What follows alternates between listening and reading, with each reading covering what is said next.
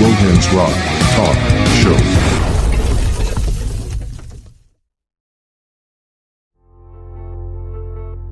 Joni's Music is located in Stirling, Scotland. They buy and sell as well as offering advice and repairs. Joni's stocks a range of new and used gear as well as a wide range of accessories. The Slowhands Rock Talk Show personally recommends Joni's Music for all your musical needs. Details in the description. Before the video starts, if you could do me a huge favour and hit the subscribe button and also hit the notification bell, that way you won't miss any future videos coming out. Now on to the video. Once again, thank you for coming on to the podcast. It is appreciated that you've made a bit of time out of your evening to come on. As I said, we will speak about music for each of you. We'll speak about the band, everything else that fits in between. What I do with all the guests, I go back to the very beginning. I've got it in the order on the screen: Gareth, George, Sinead, Ellie, so we'll just kind of go in that order. For each of you, where were you brought up and what music were you exposed to from a young age, starting with Gareth? So I was brought up in a small village in the southwest of England in Devon called Lanky. I think my sort of first exposure to music was probably getting a Best of Guns N' Roses CD for Christmas one year. And of course, being a drummer as well, my parents obviously bought me a drum kit at an early age and allowed themselves to be subjected to that for quite a while. So shout out to them for letting me explore that one.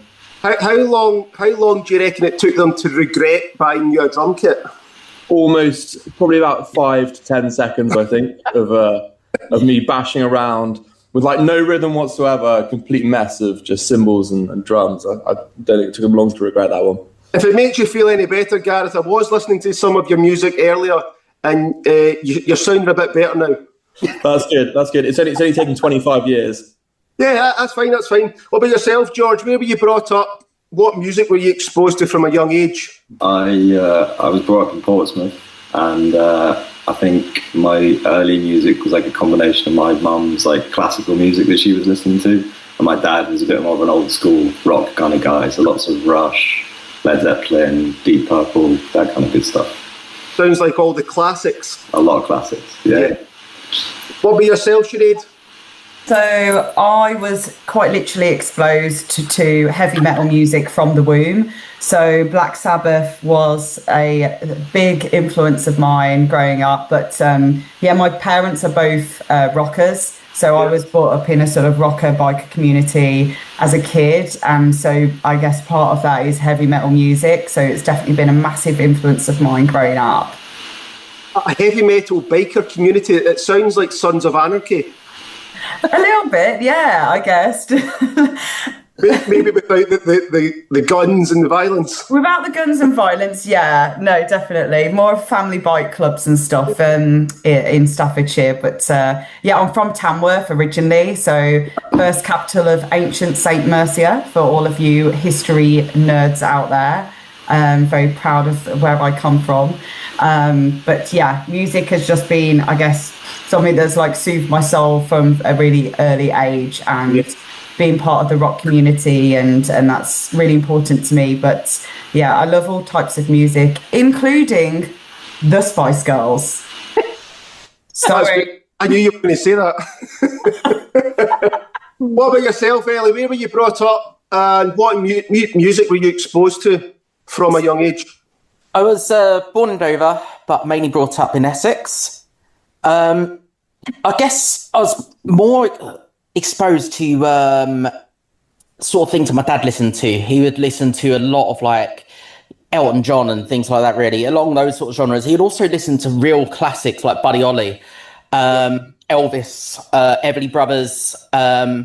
So really sort of the earlier things my dad would listen to. But my mum, on the other hand, was just big into all the charts music at the time, and I just remember at the time I hated it. I'd always be like trying to switch off when my mum was just in the car listening to the music, and then all of a sudden she'd start singing to the songs, and I'm like, oh my god, I do not like this type of music. And which is very strange, because as I got older I very much grew to enjoy pop music. So, yeah, I guess it's quite a jump from one end to the other, from the genres, if you like. Yeah, it's something quite nice when all your parents, it might not even be music that you like, music they like, but when you've got parents that enjoy music, they might not play it, but they actually like play an instrument. Sorry, but the fact that you've got parents that enjoy music, it does kind of put you in a good footing going forward. Like I'm the same as yourselves. I remember my dad, like the songs I'll hear now, and it reminds me of being a wee boy in the passenger seat in the car, and your dad's playing tapes, and what he was playing was classics, but you didn't realise that at the time. You're just sitting listening to it, and you didn't appreciate it back then. Similar to yourself, Ellie, you maybe didn't even like it, but as time goes on, you start to discover things, and you go, actually, that's actually pretty good, and it's quite cool. I find it weird, people whose parents don't like music, people that are brought up in a non-musical household. It must be such a boring childhood. But there is people like that, strange enough. But question for each of you as well. What was the first professional concert you ever attended? The reason I ask, I think everybody should attend a live concert once in their life. Well, lots of times, but at least once in their life, because it's such a great experience. Me and my friend, I've got another friend that sometimes co-hosts, and I sent him a question a couple of weeks ago saying, how many concerts have you actually been to? Like, we tried to count how many concerts we've been to. Wasn't able to do it, but you're talking about 25 years of trying to count concerts, but it's easily in the hundreds. And we still feel the same going to concerts nowadays that we did when we were teenagers. But for each of you, what was the first professional concert that you ever attended? Start with Gareth. This is going back some time, but I think my old drum teacher used to be the drummer for Elastica, right? And he used to teach me and a couple of my other friends as well. And he had some kind of, I don't know, like side gig going on, or some like little like music project or whatever, and he was putting on a show in some hall somewhere. So me and I think it was like 2 or 3 other friends, all of our mums let us go to this gig, and we must have been about 13, 14, and so we were pretty underaged. That was probably our first experience of like a sort of like mosh pit kind of scenario, and being that young, we just sort of got stuck in. But it was a pretty good experience. But this is going back some time now. Yeah. What about yourself, George? What was the first professional concert you ever attended? I think it was the Wiggles. Genuinely, I think it was that. I'll let you off the hook. If you fast forward to maybe when you're a teenager, what was the first concert you went to with friends? I think that was Blockheads, I think. It was like a guitar festival show thing. So they had like loads of guitar manufacturers who brought their gear. But then they also put on a concert in like a hangar in the XL. So I think my first gig was actually at a guitar conference kind of festival thing. And it was Ian Dury at Blockheads, which is... They used to do that. I think it was one of those ones that went on tour, because I think I went to something similar to that in Glasgow. Yeah. Major, but there was an actual concert on the go whilst they were showcasing different makes of guitars. Yeah. Something like that. Yeah. And I think Steve Vai was playing later, which I was a little bit more into than Ian Dury. But I think those were my first two. What about yourself, Sinead? So I guess if we're talking a little bit older, because I did go to concerts as a super small kid and maybe not as cool, but or you could say for some. But my dad took me to see Motorhead and Sepultura when I was 12. And that was, I'd say, one of the most life-changing, eye-opening experiences, because a bit like Gareth, it's the first time I'd seen like a proper mosh pit and just seen everybody headbanging, and it wasn't like just on the TV or on one of like the VHS videos that my parents had of like Kiss and stuff like that. So and I just got right in there, and my dad freaked out. He was just like, oh my God, you can't go in there, like, because I was just a little rock kid, like trying to sort of mosh. But I've seen Sepultura a couple of times. I never ever saw Motorhead. But my cousin was a big Motorhead fan, and I remember he'd done a gig. They'd done a gig up here in Glasgow at the Barrowlands, really famous. And my uncle had went with him because he was younger at the time, and similar to yourself, he ran right into the mosh pit. But he took his t-shirt off as well and threw it away. Well, I didn't do that. But what happened was, like most gigs, people throw their beer. Yeah. The first layer on the floor is water and God knows what else. Yeah. At the end of the gig, the band finished, the lights came on, everybody's starting to kind of head towards the exit.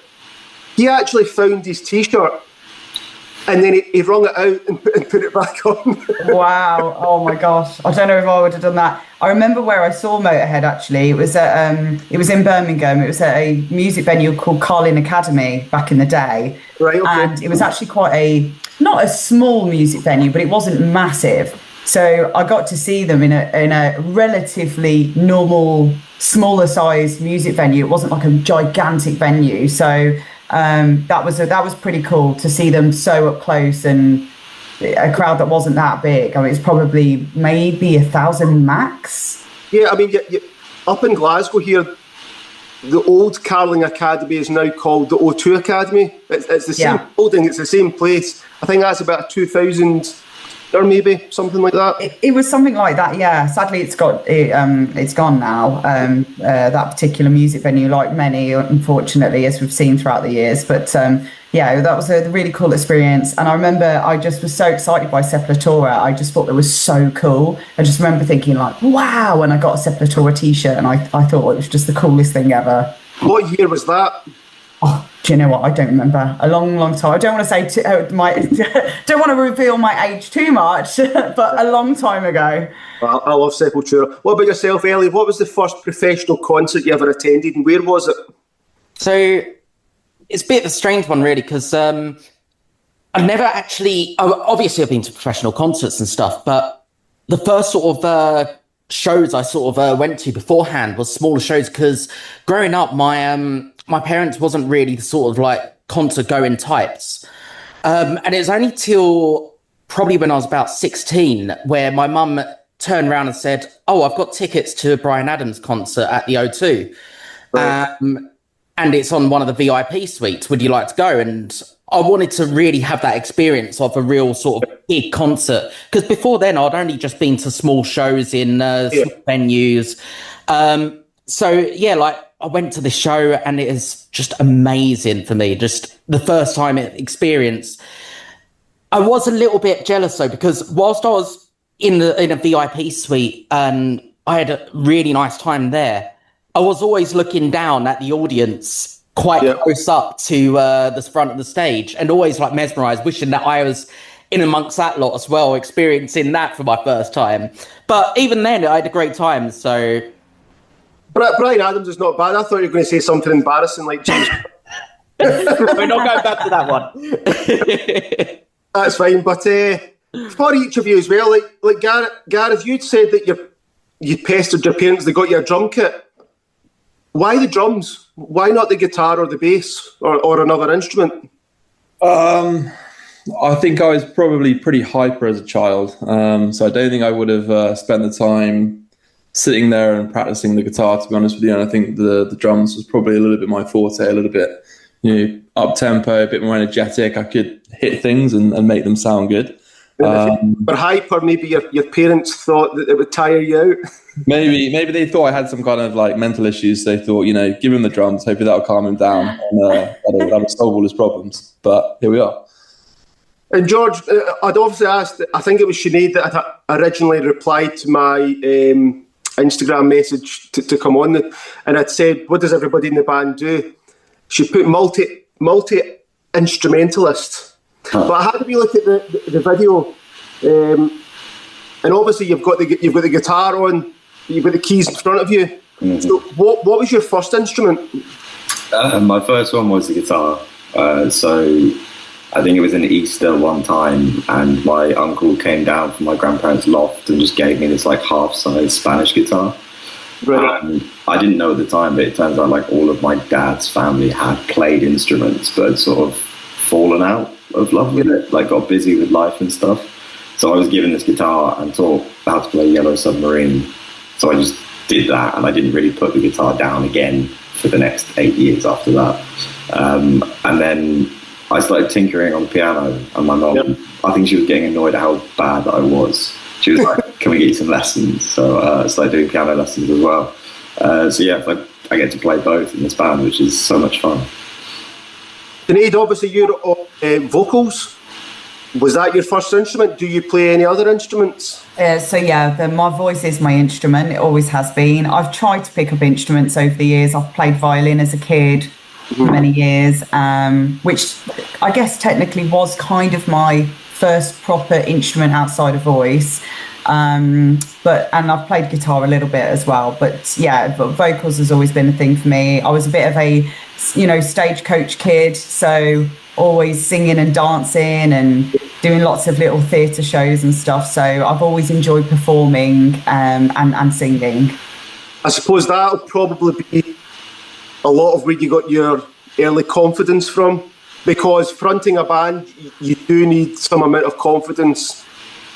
Yeah, I guess so. I still feel nervous even now, every single time, actually. I feel like somewhat nervous. But once I'm on stage and I start performing, it's where I feel, I guess, most free in a way. I just sort of, it's like a liberating burst of energy that comes out, and I just feel very comfortable in that setting. Yeah, once it starts. I think I heard someone say, if you're nervous, it means that you care, which is quite nice. Yeah. I think that's so true. Yeah, that's true. Because you care. You want to perform well. You don't want to let your bandmates down. Yeah. And as I said to Ellie just before the rest of you came on, a previous podcast I just done, I got 5 local musicians up, and I did ask them the question about performing. Do you still get nervous? And similar to yourself, there is a bit of nerves there, but it's not with their ability. They know that they're capable of playing the guitar, of singing. They're more nervous about technical issues. They want the show to go as well as it can go. Yeah. And it's almost like things out with your control that gets the nerves going. But the fact that once they're on stage, they're fine. It's true. Sometimes you get your mind goes blank as well. Yeah. And even with your own lyrics that you wrote, it's like, if you get too nervous, it's like, oh no, it's gone. And then that's where you might stumble, and then you feel like, oh, I've messed up real bad, or I've got this wrong, or I don't even know what I'm saying. Like sometimes when I'm talking to the audience, I have no idea what I'm saying. I have no idea. And even after, I'm like, I don't even know what I said. I haven't got a clue. It's amazing what you can get away with a bit of confidence.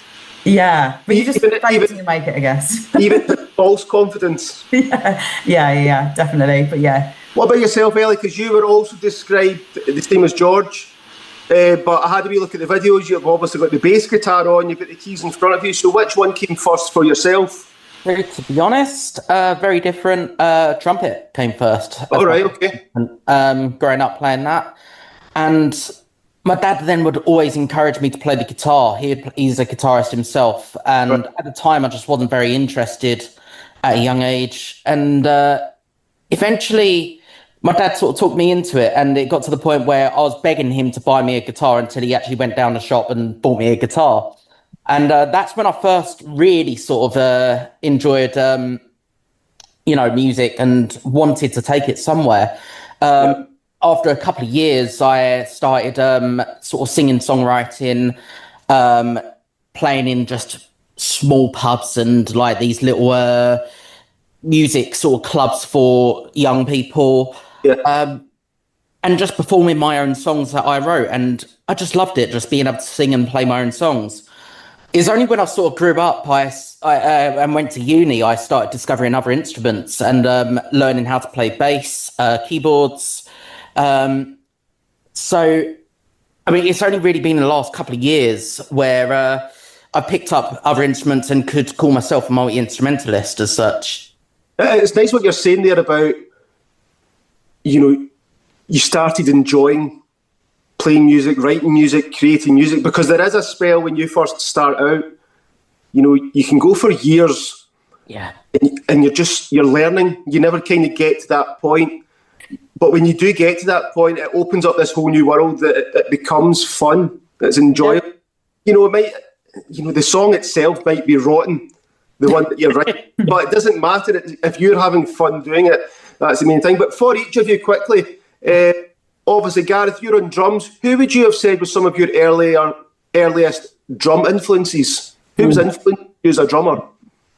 I'd probably have to say, you know, people like Dave Grohl, Joey Jordison. I was really, you know, into listening to those guys and seeing some of the things that they were doing as well. And obviously, that just kind of transfers into trying to replicate things that they do. And I guess, you know, out of that, you kind of make your own style as well. But I think, you know, there's lots of different influences, even from people who are not drummers, right? You know, the way that they used to play their instruments would have some kind of influence on you there as well. So yeah, I think, you know, there's just lots of different influences. But in terms of drummers, I think, you know, Dave Grohl is definitely up there.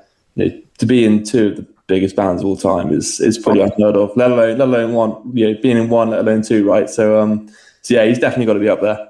You think Saint Laurel bring in some Joey Jordison influences, maybe some blast beats or double bass? Maybe, if these guys will let me. Maybe turn up with a mask on. Maybe see how these guys react. What about yourself, George? Who would you have said was some of your early influences when it came to the actual instrument you're playing? I think it was Hendrix first. I think I saw like a documentary and saw him doing the wildest stuff that no one had ever done before. And I was like, I also like setting fire to stuff all the time. And I was like, I didn't know you were allowed to do this. I thought it was pretty crazy. And I think Matt Bellamy after that, probably. Right. I just loved all the news riffs, just really got me at that age. And then sort of going on from there, I sort of went a bit more left field and started listening to a lot of math rock and jazz and stuff like that. So I think Yvette Young is one of my favourite guitarists. I do like the old guitarists. You're saying Hendrix there. There's a time period before a lot of home footage, like recording. They're almost like mythical because you don't know too much about them. You just see them performing stage. They look cool. It was a cool time. It's quite nice not knowing everything about them. Yeah, definitely. What about yourself, Sinead, as a vocalist and a front person? Yeah, I think Beth Gibbons has been a huge inspiration vocally for me. Yep. From Portishead. I just love the way she uses her vocal range, even that sort of soft spoken word, and I really enjoyed that when I remember listening to them. And I guess bands like that, like Portishead, artists like Tricky as well. I do a bit of spoken word, and I think he's definitely an influence of me growing up, sort of listening to the way he uses spoken word, not in a rap sense, more of in a spoken tune sense, and almost like poetry, and I really enjoyed that.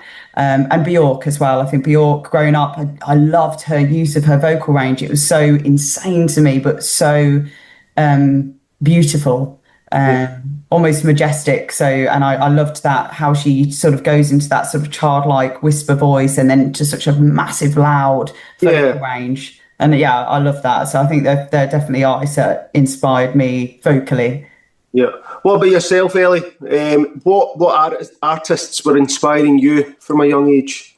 To be honest, as a young age, I actually always listened to a lot of Radiohead, a lot of Red Hot Chili Peppers, right. Also quite a lot of Guns N' Roses as well. I was a big fan of Slash.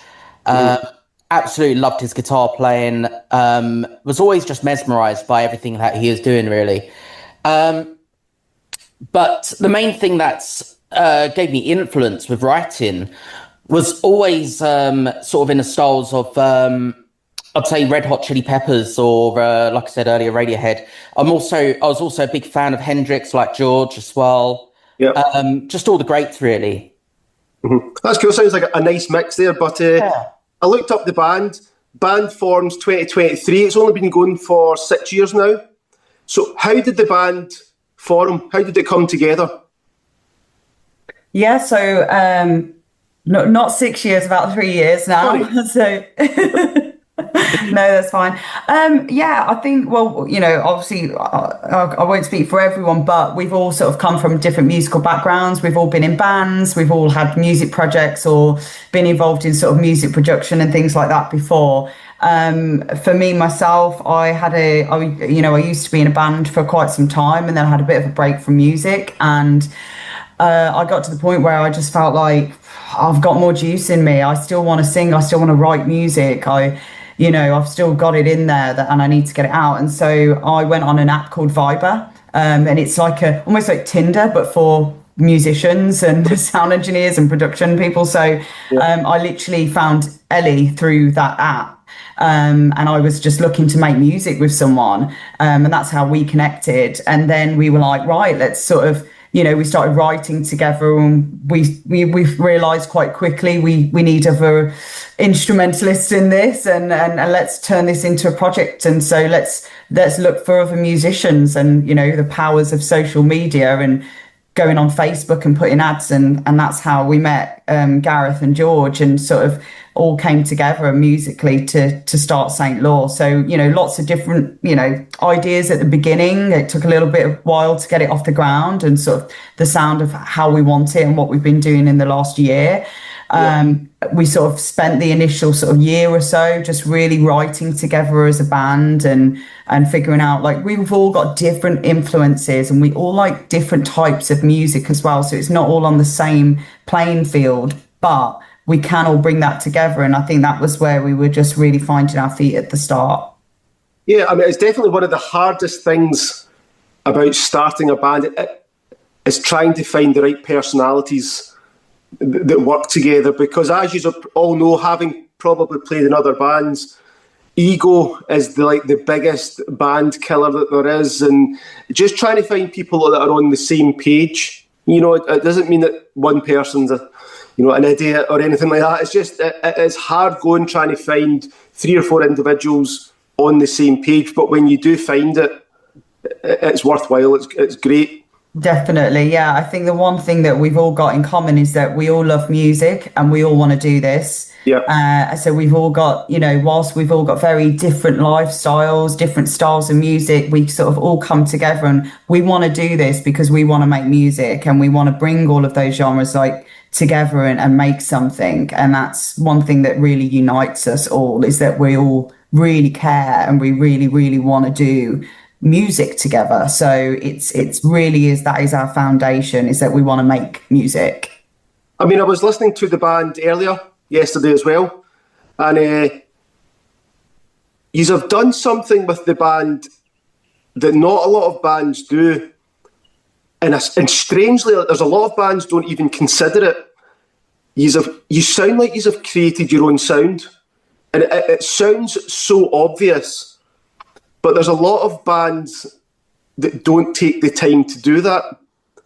And it's a shame, because there's so many talented bands out there, but they don't take the time to actually find their own sound. And, how do we want this to sound? And they end up sounding a bit like a copy of those they're influenced by. I mean, it's great to be, everyone's influenced by something or someone, but the band definitely has its own sound. I can't think of another band that sounds like you. Oh, that's a massive compliment. Thank you. I think that's really cool. You did touch on it there. I was going to ask, how long did it take you, do you think, for the band to find its sound? It took us a while. I'd say it's really taken, it took us maybe even 2 years, to be honest. I mean, when we first started, it was just, we're really finding our feet, trying to figure out how this works. We all work normal jobs as well. So, trying to find time to actually get together to make music can be difficult when you're grown-ups and you've got responsibilities and jobs and partners, and you're trying to sort of fit band time in where you can. So I think time wasn't on our side in some ways. But I'd say it took us about 2 years really, but we really focused on trying to make this work and make music together. Ellie is our producer as well, and Gareth and George and I, we co-produce with Ellie.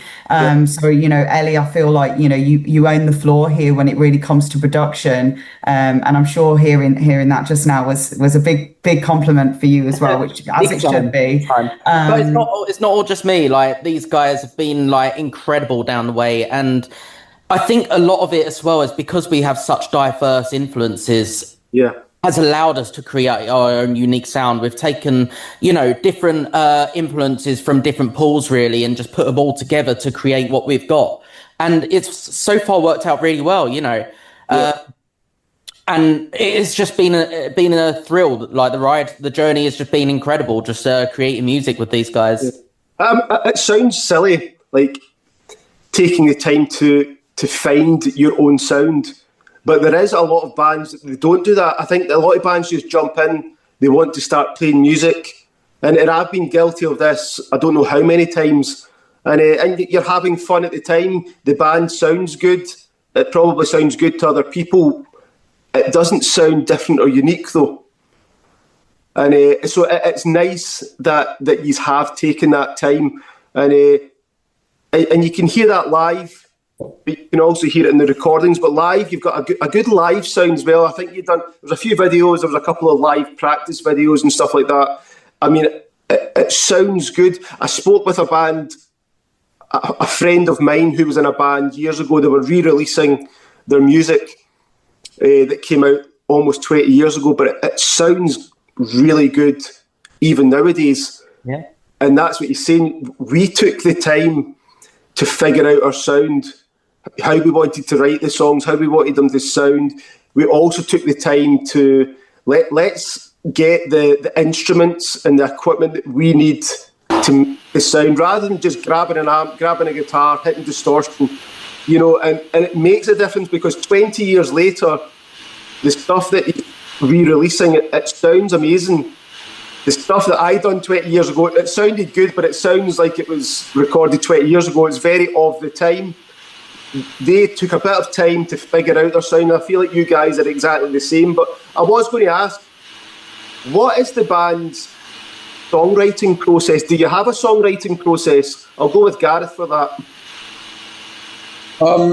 Largely, there's no set process. I think every song sort of comes around a different way, and I think, you know, Eddie might come up with this sort of like basis, George might have something else, or, you know, someone else might come in with a riff they've been working on or something like that, and then, you know, I'll pop some drums to it. Sinead will drive around in her car and she'll write all the lyrics in the space of like 5 minutes or so.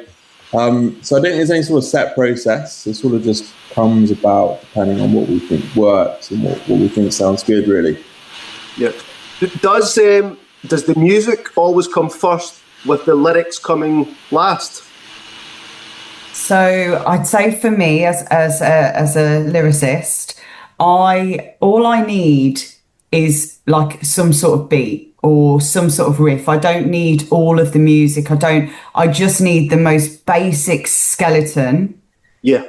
And then I sort of flow on melody from that. So, and usually for me, I might come up with a melody idea first before the lyrics.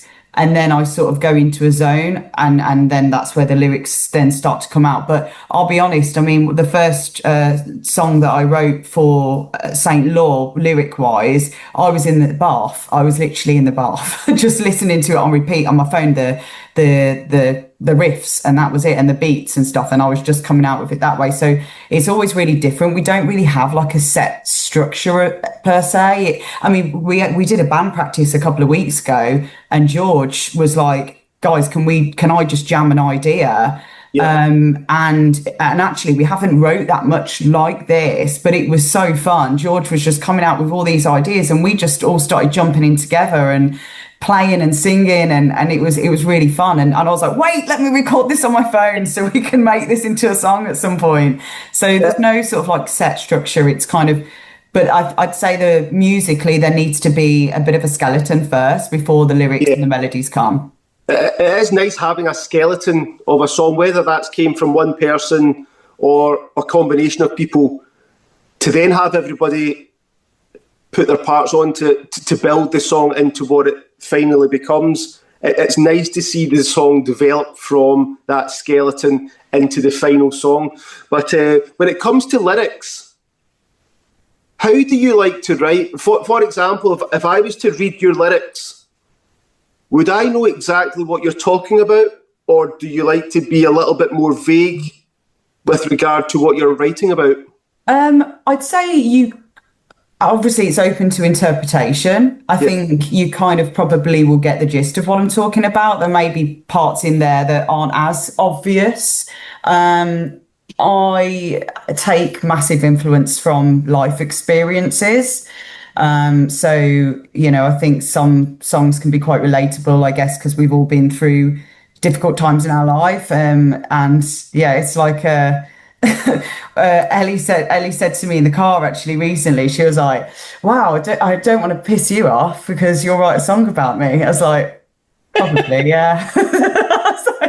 I was like, yeah, it's true actually. So I'll probably be the one providing you some of the music for it too. yeah, it's funny really, because we were talking about it. I said, I bet it's when you think of like one of your exes or something, they probably think that song's about them. Probably not actually. It's probably about the ex before then, but so, but yeah, I'd say some of the lyrics, maybe, a little bit, leave a little bit of mystery and, what does that really mean and stuff. But then other parts of it can be as simple as, I guess, like reading poetry really. When you read poetry, it's relatable. Maybe you don't fully understand why.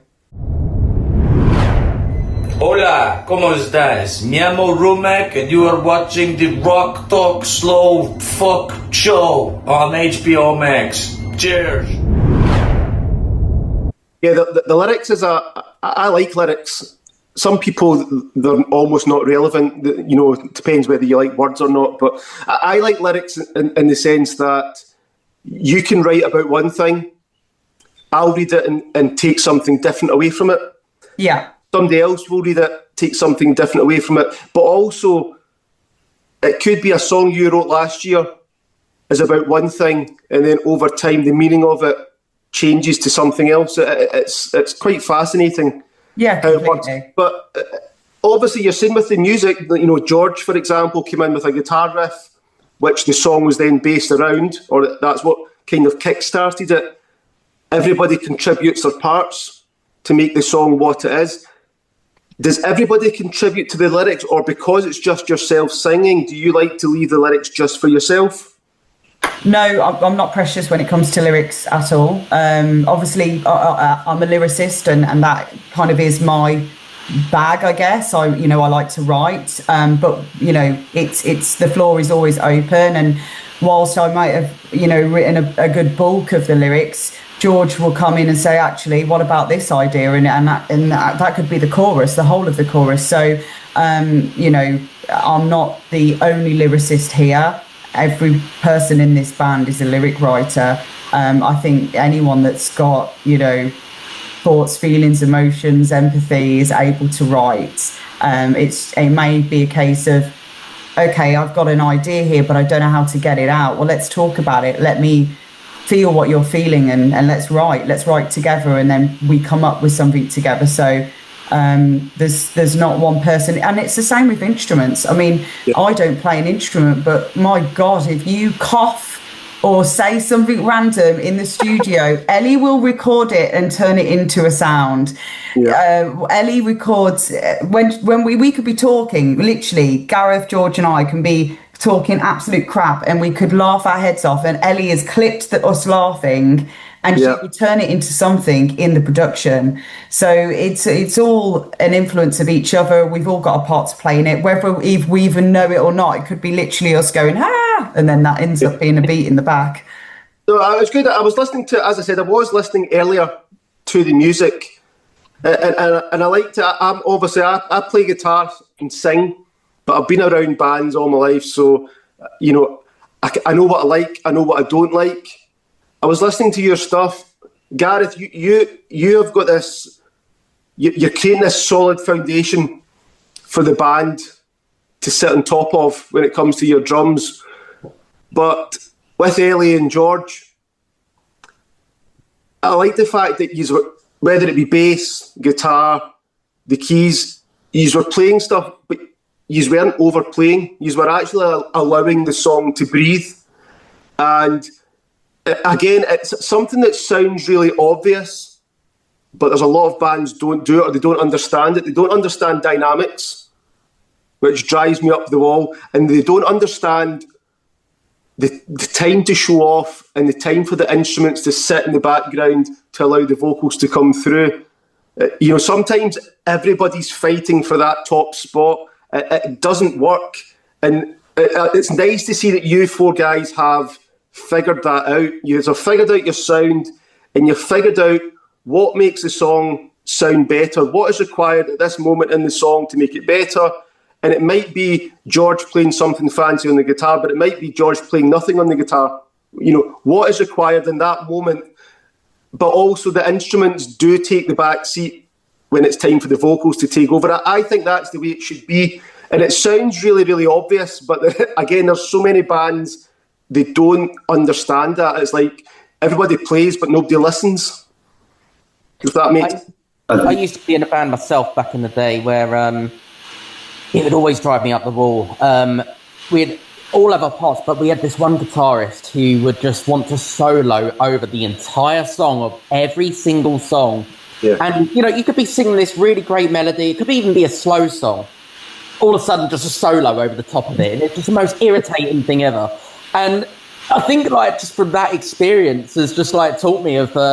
just give it, like you say, giving the vocals room to breathe, allowing the moments of the instrument to happen when it's needed to happen, not as a consistent. And it is a very important part of music that I agree with you. Not a lot of people, sadly, don't understand. Yeah. I mean, maybe it depends on the style that you're playing as well. Maybe so, yeah. But, I mean, even Van Halen, he didn't shred 100% of the time. He knew when to shine, and he knew when to sit back and let something else take over. But what is the band's recording process? Do you have a preferred way to record? I'd say it's varied. So what I'd do is I'd write up a demo of the idea that we've all came up with, get it all together, just get something clean and tight and in time. Before recording real vocal takes, I'll get a demo vocal take in, and then I'd always, from that point, for the proper takes, I would always start with drums. I'd book a studio out with Gareth, and we would record all the drums for the whole song. We've been able to smash out 3-4 songs, even 5 songs in a day at one point, recording the drums. And I can take them away, do all my comping, get them all sat into the songs nice and tight. And then from there, I would then start focusing on other instruments that may... contradict on how the vocal performance is going to be taken. So if there's an instrument that could really, put Sinead off on some of the, on what she's singing, I'd really put my time into that first just to tidy that up. If not, then I'd go straight to the vocals. Sinead would come to mine. We'd record all the vocals. We'd record multiple takes. And then we'd just sit there together all day long. After that, just comping all the vocals, choosing the best, tightest sounds, most sort of in tune, the things that I could work with the best, and also the things, of course, that Sinead likes the most, because ultimately it's Sinead's voice. It's, I could be sat there thinking, oh, this bit sounds brilliant, but in Sinead's head, she may think, I don't like how this sounds. And as a producer, I feel it's very important to make sure that the vocalist is happy with their own performance. Otherwise, it can really put a downer on the rest of the song.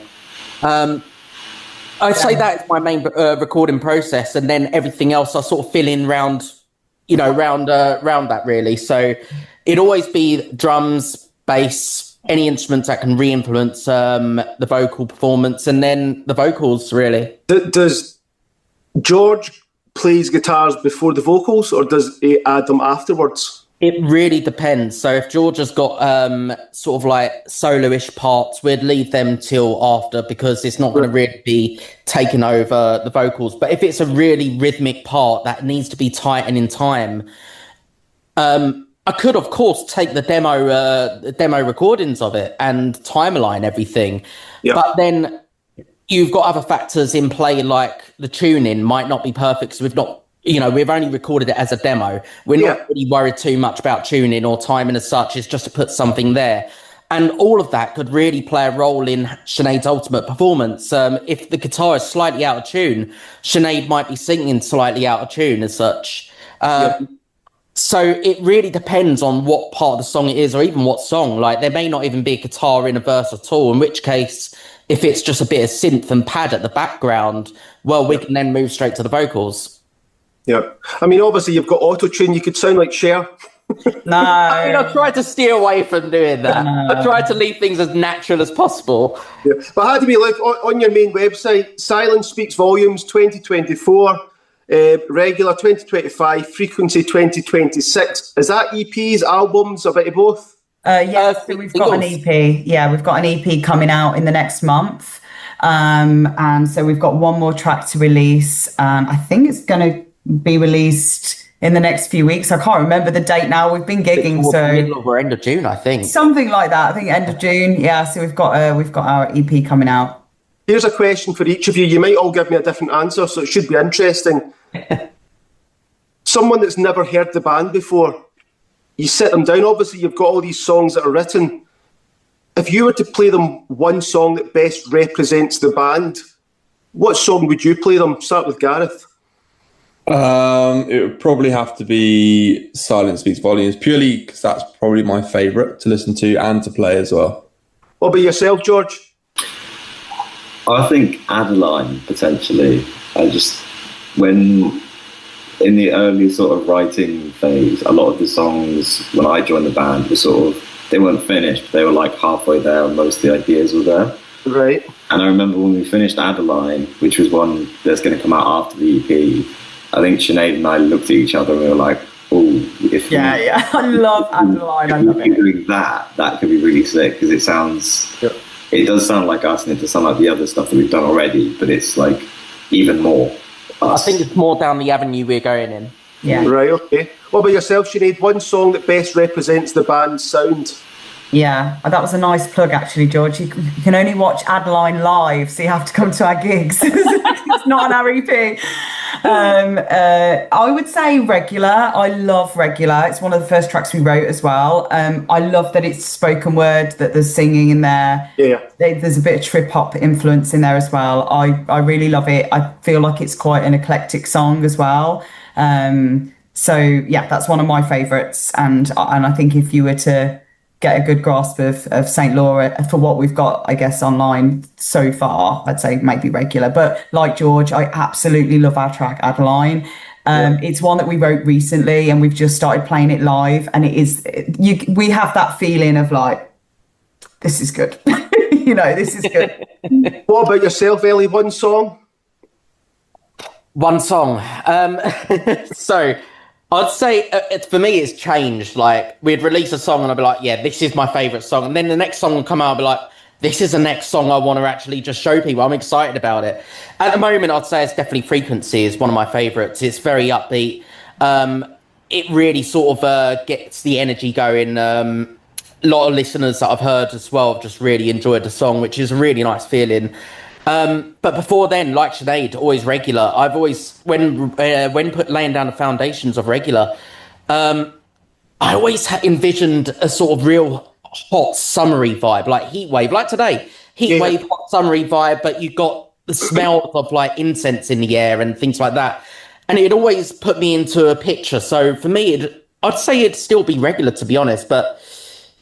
Yeah. I mean, there's no right or wrong answer. I just love the fact four of you gave 4 different songs. That's true, actually, yeah. But here's a question then for each of you again. I imagine money was of no option. Like, you would get paid the same regardless. If you could write and record only for the rest of your life, or only perform live for the rest of your life, which one do you think you would choose? Gareth? Oh, hands down, performing live only. It's got to be, surely. What about yourself, George? Oh, that's a horrible question. Yeah, it has to be live. There's no other thing. Sinead? it's got to be that. Yeah, it is a hard question because I do enjoy writing so much, but it's got to be live. There's nothing like the feeling of performing and the vibes that you get, and I love it. If I had the opportunity to do it for the rest of my life, and money was no object, and we got to do this full time, then of course, absolutely, would jump at that chance. What about yourself, Ellie? Probably the worst question you could ever ask a producer. I mean, how serious you are about producing? Well, to be honest, I would definitely have to say live. Mainly for many reasons. Whilst I adore producing, I'm a freelance live audio engineer for my career as well. I work with many bands, and all the time when working with these bands and other artists, I'm always sat there feeling like a little bit jealous because I'm wishing that I was the one on stage performing. So whilst it's a really difficult question, while I've got a huge passion of being a producer, I'd say my passion is stronger being on the stage. Here's a question as well then. Obviously, 3 of you are playing instruments on stage. Sinead, you're singing. And especially, Sinead, because you're only singing, you're not playing the guitar and singing or that. Each person, I know that you can interact with the crowd, but you can focus on your instrument and what each other are playing. Sinead, as a front person, especially the vocals only, you're very much eye to eye with the audience. Mm-hmm.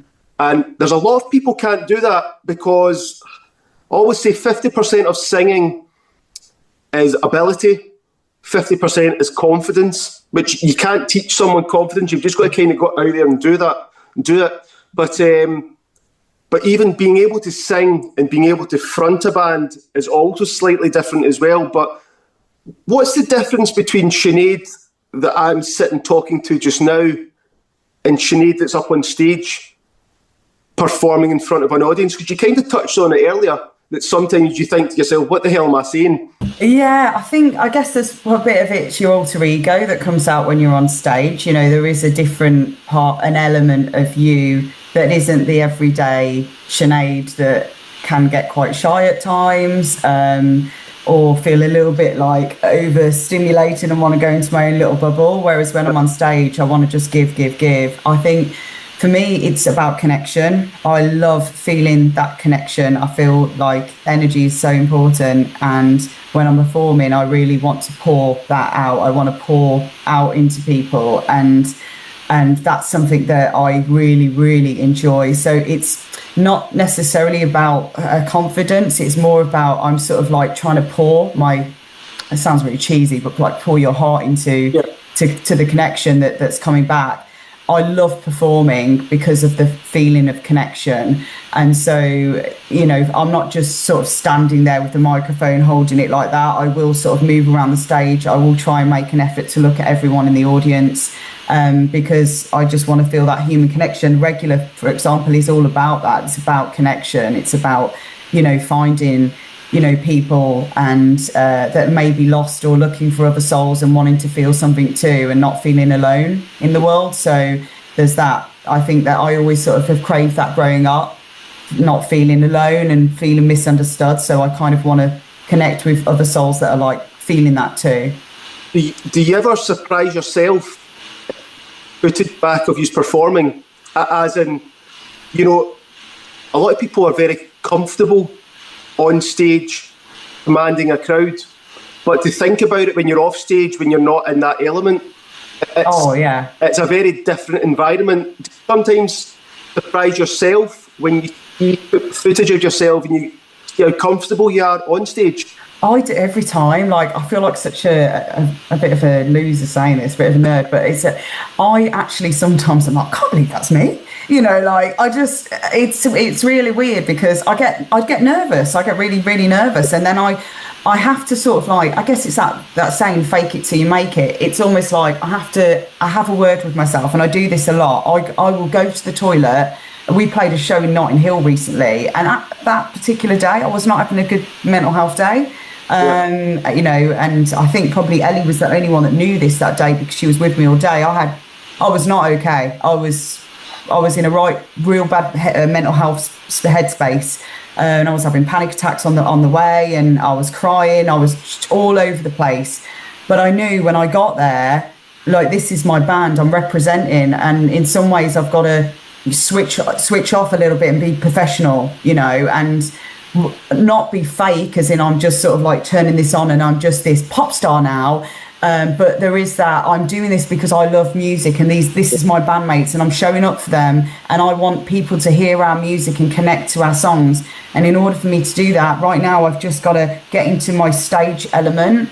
And I remember going to the toilet and just having I wasn't on the toilet, but I was in the toilet and just having a real word with myself saying, you can do this, because I was getting so wrapped up in what was going on in my life at that moment.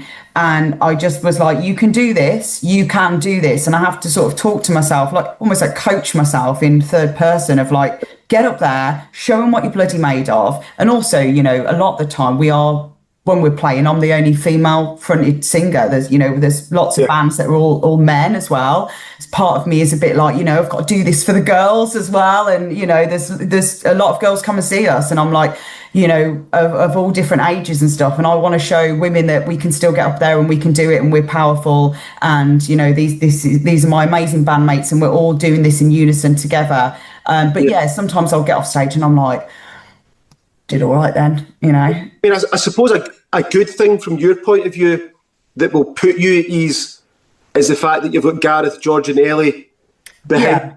Yeah. You know that musically it's covered. Those guys have got it. You don't you don't need to worry about that part of it. So just focus on what you're doing, and it'll be the same for each of you, I suppose. Yeah, we've got each of us backs. Yeah. No matter what. I mean, that is one thing I can say as a band. When we're on stage, we know we've got each other. So if something goes wrong, because it always does, that's life. When you're playing live music, there's always something that happens. We know we're going to soldier through it and carry on, and we've all got each other's backs. And so, yeah, definitely. That's fine. Well, obviously we're about halfway through 2026. What is the plans for the remainder of the year for the band? Well, we've got our EP coming out soon. I believe it's end of June, but keep an eye on our pages and you'll see. Yeah. But yeah, we've just got our website up as well, and we finally got merch online, which is great. We're releasing more music. We've got a new track coming out soon, our EP, and then we've got a couple of singles that we're working on as well that we're hoping to release this year. And more shows. At the moment, we've got a potential show coming up in London in August. And then, if anything else comes through, then we'll be sure to post about it. We're open to doing more gigs. We've done quite a few this year already, which has been really great. So if we can get a couple more gigs booked in this year, that would be brilliant. That's fine. Well, before we finish up, we've obviously been quite technical, songwriting, recording, stuff about the band. I like to ask some fun questions, so I'll ask the questions to each of you. You simply just tell me what pops into your mind, okay? Gareth, we're going to start with yourself, and we'll go around everyone. So imagine you could go back in time, Gareth, anywhere in the world, big gig, small gig, I'll let you decide. What is the one concert you wish you could have attended? Oh, I think it's got to be Queen at Live Aid. Gareth, I think that's possibly the most popular answer to that question, and it's a good answer as well. Yeah, you put me under pressure, so I'm going to stick with my answer. I think it's got to be that one. It's an iconic performance. What about yourself, George?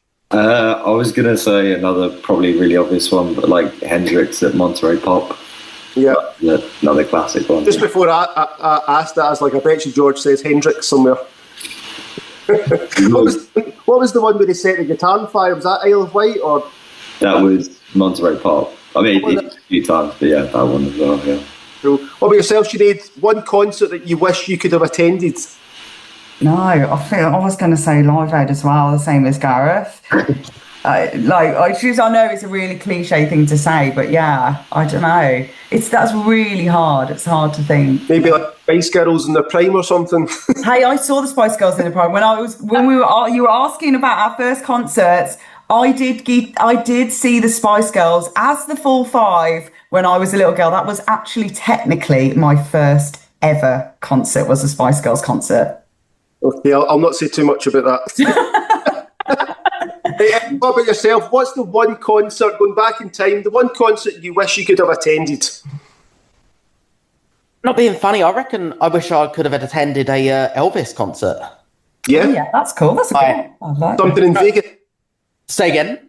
Something in Vegas. Yeah, definitely. Like, I've always loved Elvis music. My dad's a big fan of Elvis as well. So, just growing up, listening to Elvis with my dad is just. I'd love to have been able to see him live. So, Here's a question. I don't know. It might be a hard one to answer because nowadays it's singles rather than albums. But does the perfect album, start to finish, exist? And if so, what is the album, Gareth? I'll try and give you a less generic answer this time. Go for it. I'm probably going to give you something generic anyway. I don't think the perfect album does exist. I think people can come close, but I don't think it does exist. Okay, there's no right or wrong answer, but that's fine. Do you know what? I'll give you one that I'm currently listening to at the moment. I'm really into Sam Fender at the moment. Right. So I think his album 17 Going Under is a pretty good one. It's fine. George, what about yourself? Do you think the perfect album exists? Nah, it doesn't. There's always, I don't know, I think part of the reason you make music is because nothing is ever quite as you want it. There's always like a little thing you change.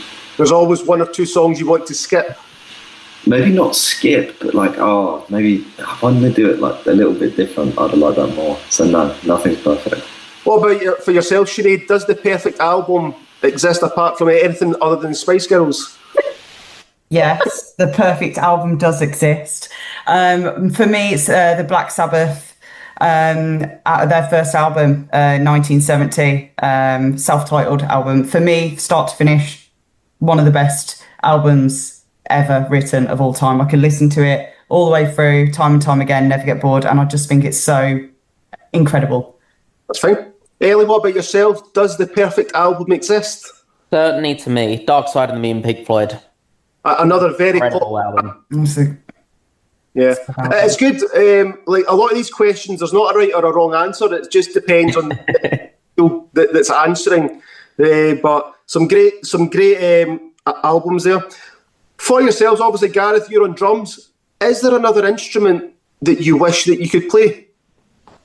What in the context of the band or just in general? Just in general, like you decide it might be that you're quite happy just sticking it out on drums. I think the band needs a little bit of banjo, personally. Don't say that to Ellie. You know she'll get you on the banjo. I do have one somewhere, but we could. Hey, there we go.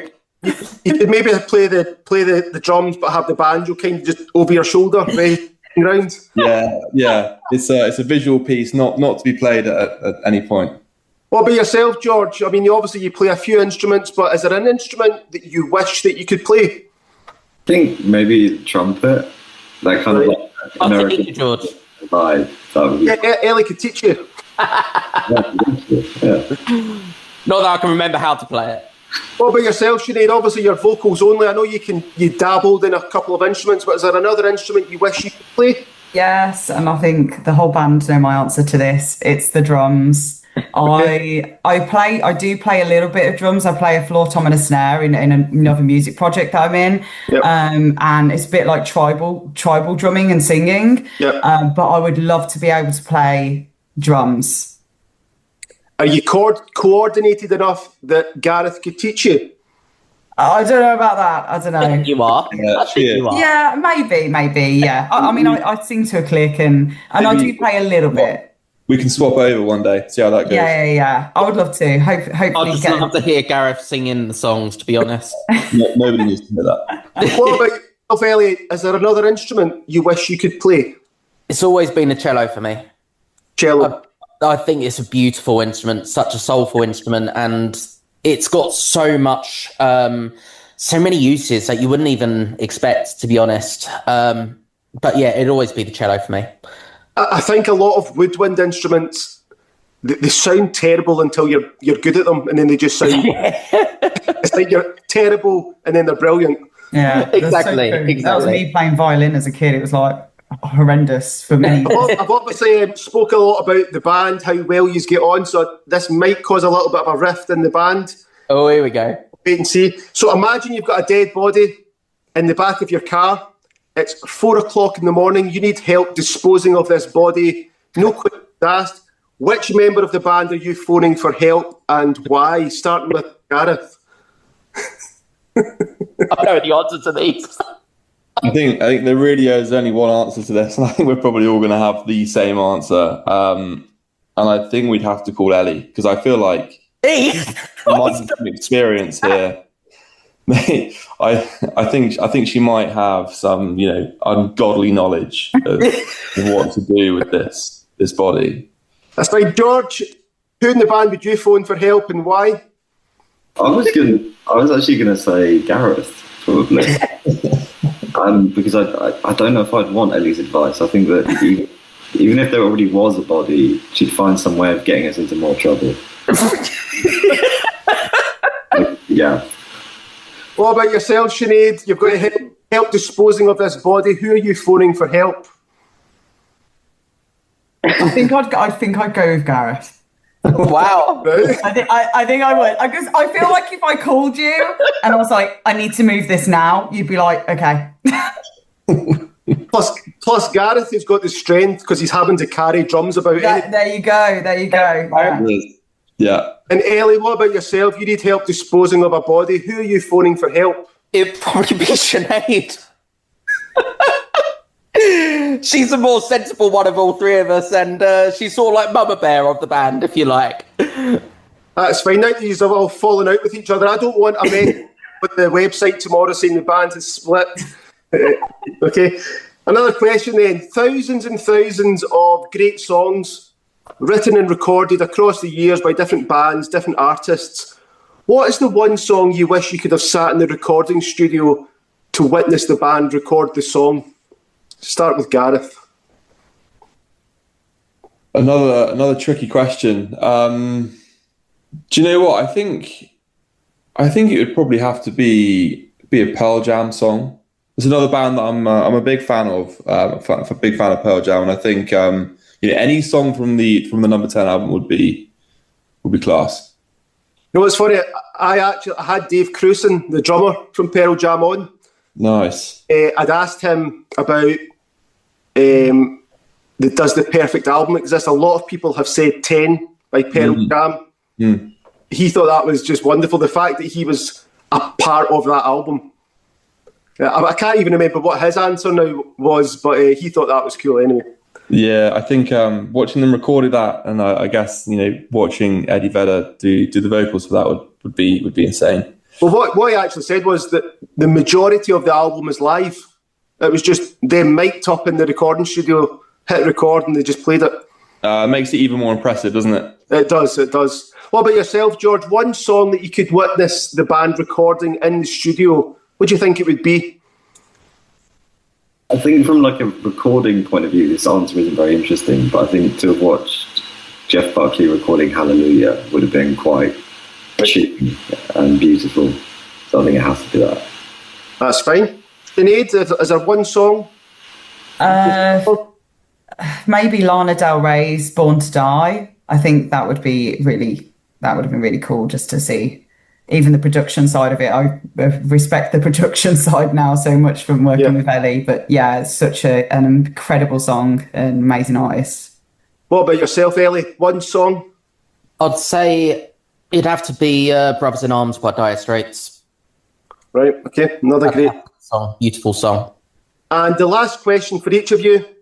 The answer could change daily, I'm sure. But for today, whether it be your initial inspiration, whether it be songwriting, whether it be performance, whether it be the overall package, who are the 4 bands that you're going to put on your Mount Rushmore? Starting with Gareth. Whoa. Only 4. Only 4. That's very tough. And like you say, it does probably change on a daily basis. Yeah. Okay. I guess I'll give it a stab.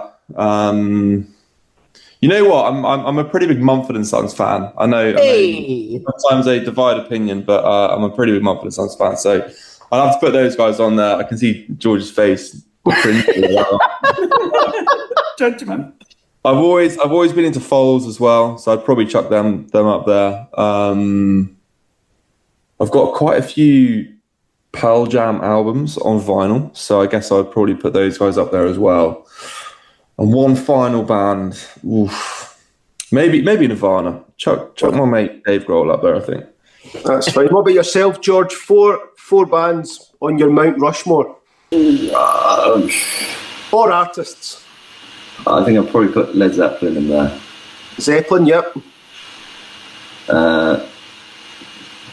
Dylan, I guess. Bob Dylan. Not a band necessarily, but I definitely put him up there for sure. And then, am I going to say Hendrix again? Maybe. Yeah. And who was your fourth one? And Pink Floyd. Pink Floyd. Right. Sinead, what about yourself? 4 bands for your Mount Rushmore or artists? No, this would definitely change on the daily for me. Chelsea Wolf. Yep. All Them Witches. Maybe Wardruna. Yep. And who else? Maybe Placebo. All right, cool. And Ellie, for yourself, who's your Mount Rushmore? Hey, definitely Pink Floyd. Okay. Definitely Glass Animals. Definitely Radiohead. Oh God. Wow. I wouldn't even know. There's just so many. It is hard. It is hard. Yeah, you're going to need a bigger mountain probably. It is. Yeah. Yeah. I mean, I would always say I'm a huge Halsey fan. So I'd say Halsey. That's fine. Fan of Halsey. But guys, thank you so much for coming on to the podcast, speaking to myself all about music. For anybody watching, saintlawrofficial.com is the website. Obviously, you're on social media as well. I always encourage everyone to follow you, subscribe on YouTube. For anything that's up on, whether it be iTunes, Spotify, you can stream songs, you can download them. More importantly, if you're in the area and you're playing a gig, go along to the gig and buy some merch. Always important to help the bands out. If you guys are ever up in Scotland, give me a shout. I'll come along, support you. But thank you for coming on. It's been a pleasure talking to you, and I do wish you all the continued success as well. Thank you for having us. Thank you so much. Cool, thank you. Thank you for watching. It really is appreciated. Remember to subscribe to the channel and leave a comment. Let me know who I should interview next. Thank you.